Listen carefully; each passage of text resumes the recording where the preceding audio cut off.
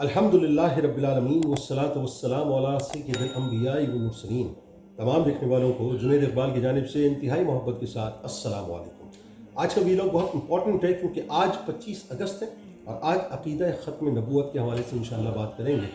जहन में रहे कि सन 1900 है, 25 अगस्त की लाहौर की सरजमीन है और ताजदार गोल्ड शरीफ पीर मेहर अली शाह साहब अलैहि रहमा अपने रफ़क़ा के साथ, पाकिस्तान के जय्यद उलमा इकराम के साथ, मशाइख़ इज़्ज़ाम के साथ तशरीफ़ फरमा है और मनाज़रे की दावत आपको दी है उस झूठे मुद्दई नबूवत ने, जो कि कज़्ज़ाब है, झूठा है, जिसने माज़अल्लाह नबूवत का दावा किया। लेकिन वही बात है कि दावत देने के बावजूद भी वो हाजिर न हुआ। नतीजा ये निकला कि पीर मेहर अली शाह साहब अलैहि रहमा ने उसके झूठ को मुकम्मल तौर पे एक्सपोज कर दिया और बता दिया साहब कि हम बुनियादी तौर पे अक़ीदा ख़त्म नबूवत के लिए अपना सब कुछ कुर्बान करने को तैयार हैं। बात यह है, सरकार अलैहिस्सलाम की मोहब्बत जो है वो दीन हक़ की शर्त अव्वल है। ज़हन में रखिए कि मोहम्मद की मोहब्बत दीन हक़ की शर्त अव्वल है। इसी में हो अगर खामी तो सब कुछ नामुकम्मल है। इसलिए कि दीन इस्लाम जो है बुनियादी तौर पे हमसे तकाजा करता है कि हम ये हलफ लें और रोज़ हलफ लें, बार बार इस बात का अहद करें कि ला युमिनु अहदुकुम हत्ता अकूना अहब्ब इलैहि मिन वालिदिही व वलदिही वन्नासि अजमईन, कि हमारे नज़दीक हमारे माँ बाप, हमारी औलाद, दुनिया की हर शय, इवन हमारी जान से ज़्यादा सरकार अलैहिस्सलाम की हुर्मत हमें अजीज़ होनी चाहिए। आज के इस दौर में अक़ीदा ख़त्म नबूवत पर अमल पैरा होना किस हद तक ज़रूरी है, इसको समझना बहुत ज़रूरी है साहब। क्योंकि आज सोशल मीडिया की अलगार है, 5th जनरेशन वॉरफेयर के अंदर ये भी एक टूल है जिसको इस्तेमाल किया जाता है। पाकिस्तान के अंदर लोगों के जहनों को मुंतशिर किया जाता है। जहन में रखिएगा, अक़ीदा ख़त्म नबूवत दीन इस्लाम की वो बुनियाद है जिस पर दीन इस्लाम की इमारत खड़ी है। अक़ीदा ख़त्म नबूवत इस्लाम की वो जड़ है जिस पर दीन इस्लाम का दरख्त खड़ा है। अक़ीदा ख़त्म नबूवत दीन इस्लाम के जिस्म का वो खून है जिसके बग़ैर जिस्म मुर्दा है। अक़ीदा ख़त्म नबूवत दीन इस्लाम के दिल की वो धड़कन है जिसके बग़ैर ज़िंदा रहना मुमकिन नहीं है। और अक़ीदा ख़त्म नबूवत दीन इस्लाम की वो सांसें, वो चलती हुई सांसें हैं जिसके बग़ैर उम्मत के ईमान के लिए सिवाय वेंटिलेटर के और कुछ भी नहीं है। यानी अक़ीदा ख़त्म नबूवत सिर्फ दीन इस्लाम नहीं बल्कि पूरी की पूरी मुस्लिम उम्मा की ज़िंदगी और मौत का मसला है। ये इस वक्त दुनिया में मौजूद 2.25 अरब मुसलमानों और क़यामत तक आने वाले एक एक मुसलमान की लाइफ लाइन है। ये ऐसी लाइफ लाइन है कि अगर ज़िंदगी की लकीरों में से ख़त्म नबूवत की मुहाफ़िज़त की लाइन ना हो तो फिर जहन में रहे हमारे पास कोई लाइफ लाइन मौजूद नहीं रहेगी। यानी हमारी इज़्ज़त, तौक़ीर, तकरीम सब कुछ अक़ीदा ख़त्म नबूवत और नामूस रिसालत सल्लल्लाहु अलैहि वसल्लम की मुहाफ़िज़त के हवाले से है। अब मैं इसकी मिसाल आपको देता हूँ, लेकिन ख़ास तौर पर मैं चाहता हूँ कि नौजवान ज़रा तवज्जो से इन बातों को सुने,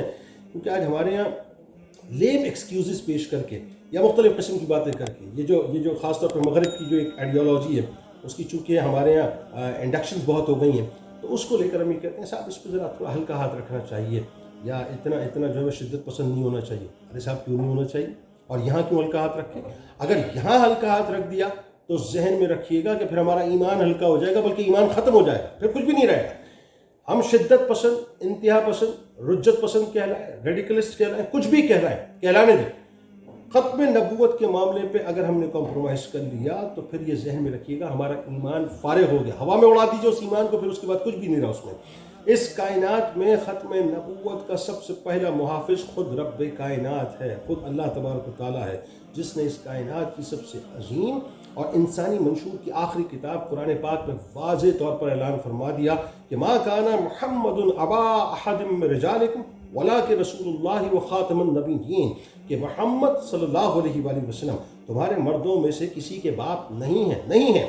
लेकिन अल्लाह के रसूल हैं और सब नबियों के आखिर में तशरीफ़ लाने वाले हैं, आखिर में तशरीफ़ लाने वाले हैं। इस कायनात में अल्लाह के बाद वो अंबिया कराम अलैहिस्सलाम मुहाफ़िज़ ख़त्म नबूवत हैं, जिन्होंने अपने अपने ज़मानों में अपनी अपनी कौमों पर नबी आखिर ज़मां सल्लल्लाहु अलैहि वसल्लम की आमद की बिशारतें दी। यानी वाज़े तौर पर फरमाया कि वो अहमद आने वाले हैं, देखो उनकी पैरवी करना, उनके दीन की पैरवी करना, उनसे फिर मत जाना। इस कायनात में खुद कायनात के ताजदार ने अपनी ख़त्म नबूवत का ऐलान वाज़े तौर पर फरमाया कि अना ख़ातमुन नबीयीन ला नबी आबादी, यानी मैं ख़ातमुन नबीयीन हूँ, मेरे बाद कोई नबी नहीं है। ये कैटेगोरिकल फरमान सरकार अलैहिस्सलाम का, और कई रिवायात हैं जो ज़ाहिर है मैं पेश कर सकता हूँ, लेकिन मैं चाहता हूँ कि वीलॉग ज़रा सिमटा हुआ रहे और बात आप तक पहुँच जाए। यानी ख़त्म नबूवत ये कह लीजिए कि मंशूर कायनात भी है اور ختم نبوت آئین حیات بھی ہے۔ یہی وجہ ہے کہ صحابہ کرام رضوان اللہ تعالیٰ علیہم اجمعین سے لے کر آج تک تمام فدائیان رسول تحفظ ختم نبوت پر اپنا سب کچھ قربان کرنے کو تیار رہتے ہیں۔ یعنی وہ یہ تو برداشت کر سکتے ہیں کہ ان کی ذات پر حرف آ جائے، وہ کچھ اور تو برداشت کر سکتے ہیں، لیکن ذہن میں رکھیے گا جب بات آ جائے گی ختم نبوت کے تحفظ کی، جب بات آ جائے گی ناموس رسالت کے حوالے سے، تو پھر ایک مسلمان اپنا سب کچھ لٹانے کو تیار ہوتا ہے۔ یہی وجہ ہے سرکار دو عالم صلی اللہ علیہ وآلہ وسلم کے دور میں اگر آپ دیکھیے، اور یہ بات ایسی ہے کہ اس تاریخی حقیقت کو آپ کو گھول کے پینا ہوگا۔ جب تک آپ اس کو گھول کے نہیں پئیں گے، یعنی عشق کی اینک لگا کے، یوں کہیے کہ مودت کی سماعتوں سے جب تک آپ اس کو نہیں سنیں گے اور اپنے قلب و اذہان کے اندر اس کو پیوست نہیں کریں گے، تو آپ کو مسئلہ سمجھ نہیں آئے گا کہ یہ معاملہ ہے کیا۔ یعنی سرکار علیہ السلام کے دور میں اسلام کے تحفظ و دفاع کے لیے جو جنگیں لڑی گئیں، آپ جانتے ہیں وہ تمام جنگوں میں جو ٹوٹل شہادتیں ہوئی ہیں وہ 259 کے قریب ہیں، یعنی 259 صحابہ کرام رضوان اللہ تعالیٰ علیہ مجمعین ٹوٹالٹی میں شہید ہوئے ہیں۔ اب آپ کو میں ایک عجیب سی بات بتاؤں، جبکہ تحفظ عقیدہ ختم نبوت کے لیے جو جنگ تاجدار محافظین ختم نبوت یعنی سیدنا صدیق اکبر رضی اللہ تعالیٰ عنہ کے عہد خلافت میں مسیلمہ کذاب کے خلاف لڑی گئی۔ آپ جانتے ہیں کہ مسیلمہ جو ہے بنیادی طور پر اس نے نبوت کا دعویٰ نہیں کیا تھا، اس نے تو پارٹنرشپ کی معاذ اللہ بات کی تھی کہ مجھے پارٹنرشپ دے دی جائے، یہ سوال ہی نہیں نا، پسند ہی نہیں کیا جا سکتا۔ تو اس کے خلاف جو یمامہ کے مقام پر جنگ لڑی گئی، اس ایک جنگ میں 700 حفاظ صحابہ شہید ہوئے،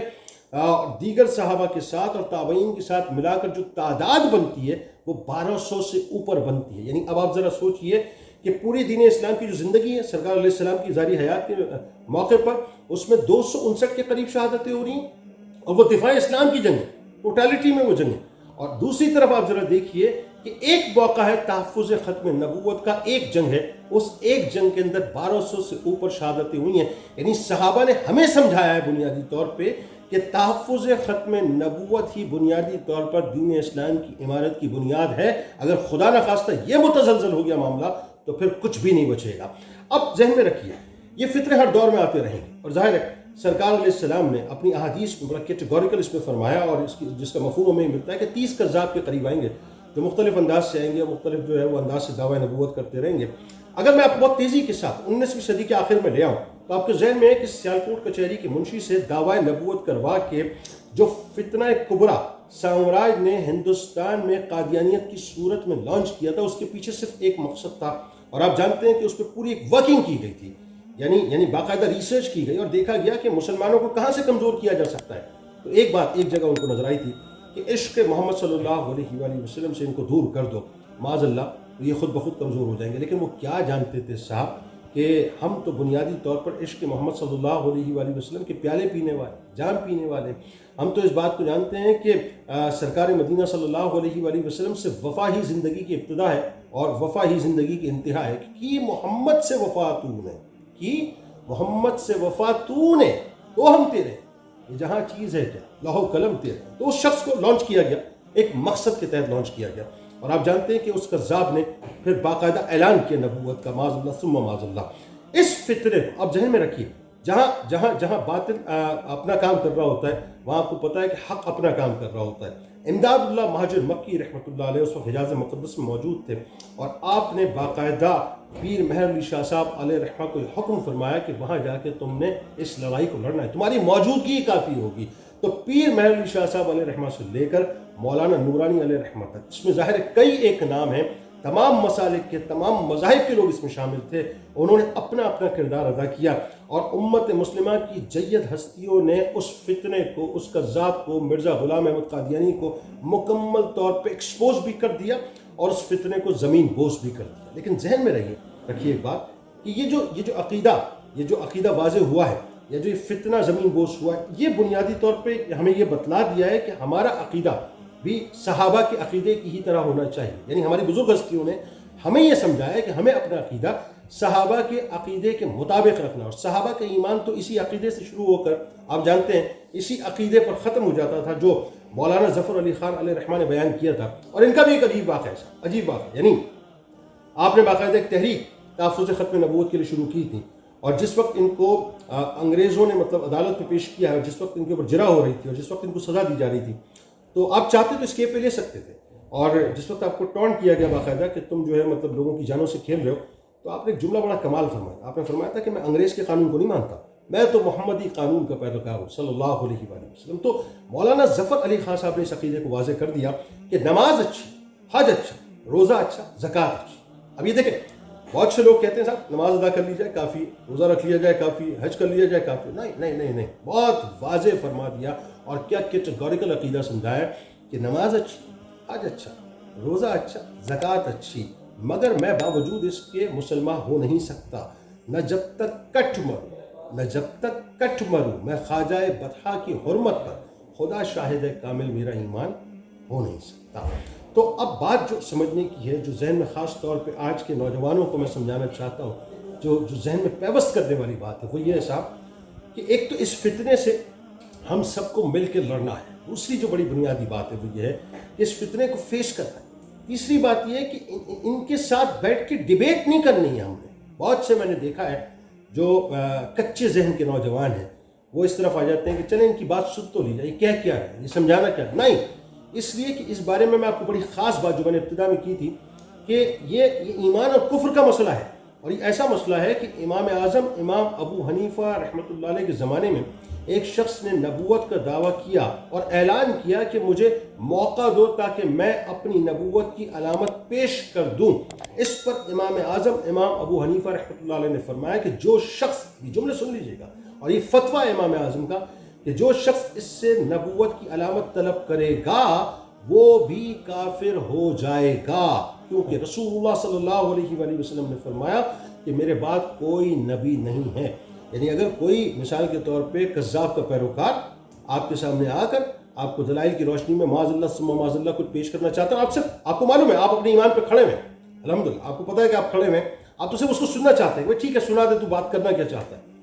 پھر ذرا سوچیے گا کہ اس کی پکڑ بہت سخت ہے، لہٰذا میں انہیں سننا بھی. ہاں یہ ضرور ہے کہ اپنا اپنا کردار ضرور ادا کیجیے. محافظ ختم نبوت بن کے سیدنا صدیق اکبر رضی اللہ تعالیٰ عنہ نے جو شمع جلائی تھی، اس شمع کی روشنی ہمارے بزرگوں تک بر صغیر پاک و ہند میں پہنچی. اس شمع کو ہم نے روشن رکھنا ہے صاحب، اپنا اپنا کردار ادا کرنا ہے، تاکہ کل بروز محشر سرکار مدینہ صلی اللہ علیہ وآلہ وسلم کی بارگاہ میں جب ہم پیش ہوں،